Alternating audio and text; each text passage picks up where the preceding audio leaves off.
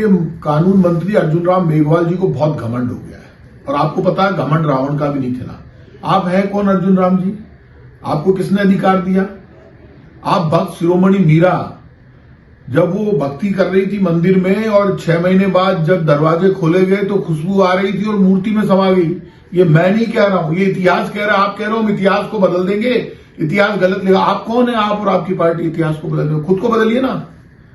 खुद का चरित्र देखिए, खुद की भाषा देखिए, खुद के हाव भाव देखिए, खुद को सुबह दर्पण में देखा करो। आप किसको चुनौती दे रहे हो? दुनिया में मात्र भक्त शिरोमणि मीरा ऐसी है जिनको जगत शिरोमणि जी का मंदिर है जो जयपुर में स्थित है।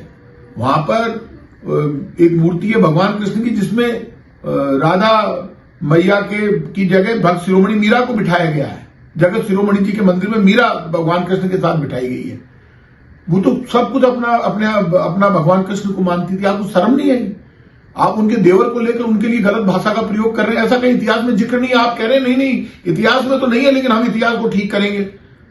आप में दम है ना तो आप बदल के बता देना। आपके अमित शाह जी को साथ ले लेना, प्रधानमंत्री जी को भी ले लेना। आप में दम होना चाहिए।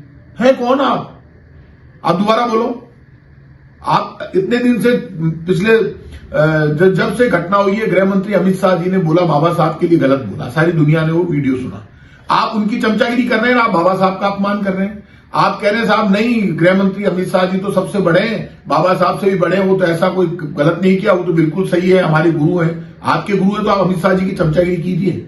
आपको भक्त शिरोमणि मीरा और बाबा साहब अम्बेडकर इनके लिए जो आपने गलत शब्दों का प्रयोग किया है उसका आपको परिणाम भुगतना पड़ेगा। आपने बाबा साहब के लिए गलत बोला पहले, क्योंकि आपको तो अपनी कुर्सी सुरक्षित चाहिए, इसलिए आप कुछ भी बोलेंगे बीजेपी के इशारे पर, अमित शाह जी के इशारे पर, प्रधानमंत्री जी के साथ। अब आप भक्त शिरोमणि मीरा के लिए गलत बोले।